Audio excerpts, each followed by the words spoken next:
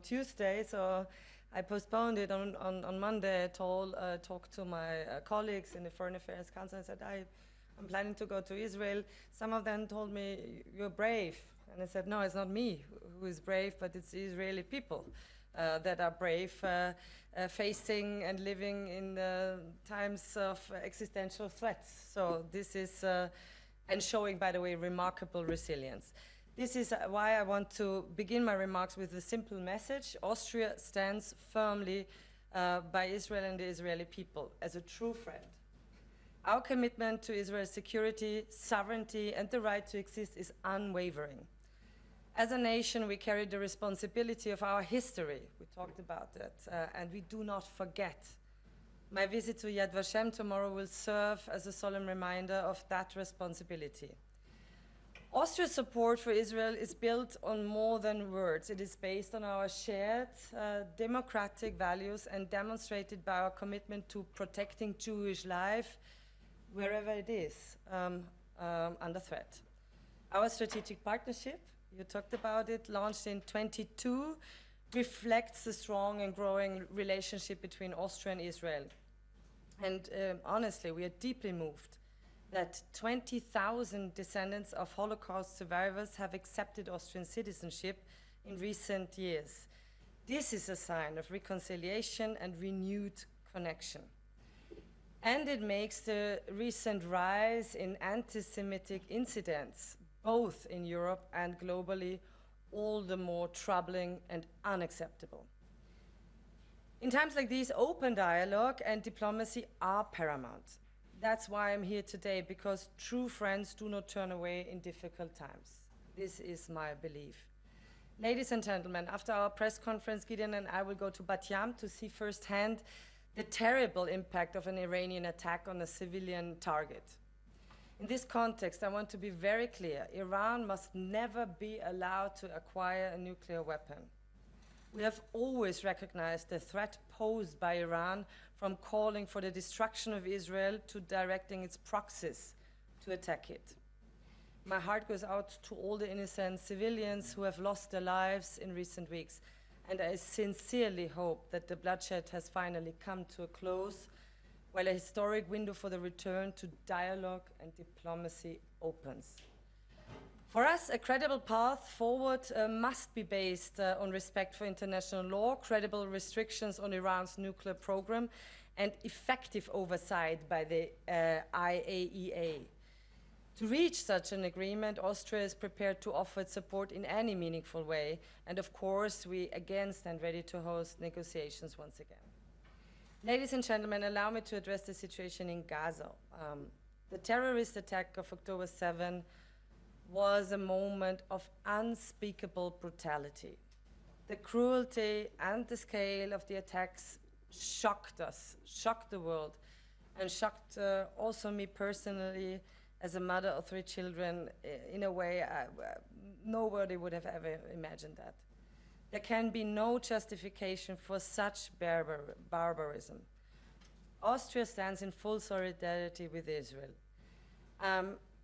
At the same time, I believe that even in this difficult moment, there is a genuine opportunity to move towards peace in Gaza, precisely because the current situation is unsustainable. The humanitarian conditions on the ground are unbearable. They demand urgent changes. Let me be frank. The suffering of civilians is increasingly burdening Israel's relations with Europe. A ceasefire must be agreed upon, yes. Hamas must release all the hostages without preconditions, and humanitarian aid must resume. By the way, speaking about hostages, I was able to meet Tal Shoham when he returned to Vienna, and I was also able to visit the families of Guy Gilboa and Eviatan David. They also came to visit in Austria, and I think I'm going to see them today or tomorrow again, as well as Tal Shoham. And the family of Eviatan, I think they gave me in Vienna this as a reminder that he's still kept hostage in Gaza. And actually, it was not an intention to take it with me to Israel, but I carried it with me in my purse all the time. So I think it's just we know what we think about the families and the hostages all the time, and hope for their immediate release. Of course, I talked about that Hamas must release all hostages without preconditions, and humanitarian aid must resume, not only in symbolic terms, but in the volume and scope that existed before the blockade, and in line with international humanitarian principles. Of course, the current escalation of settler violence in the West Bank must stop as well. Only then can the door open for credible political process. Such a process must be based on clear security guarantees for Israel and the disarmament of Hamas. Let me be clear, Hamas must not be part of Gaza's future. At the same time, Gaza cannot be stripped of its Palestinian character. In our assessment, this is the only pathway to long-term stability, aiming at the two-state solution. The role of regional partners, particularly the Arab states, will be essential in creating the political and security conditions for such a future. We see a historic window of opportunity. The people of Israel have shown extraordinary resilience, unity, and strength. They have a right to live in peace, free from existential threats. This moment also offers a chance to shape a different future for the Palestinian people, a future without Hamas, but instead with dignity, responsibility, and the hope of coexistence. We owe it to all those suffering from the consequences of war, Israeli and Palestinian alike, to seize this chance for peace before it slips away. Ladies and gentlemen, dear Gideon, I would once again like to express my sincere gratitude for your warm welcome.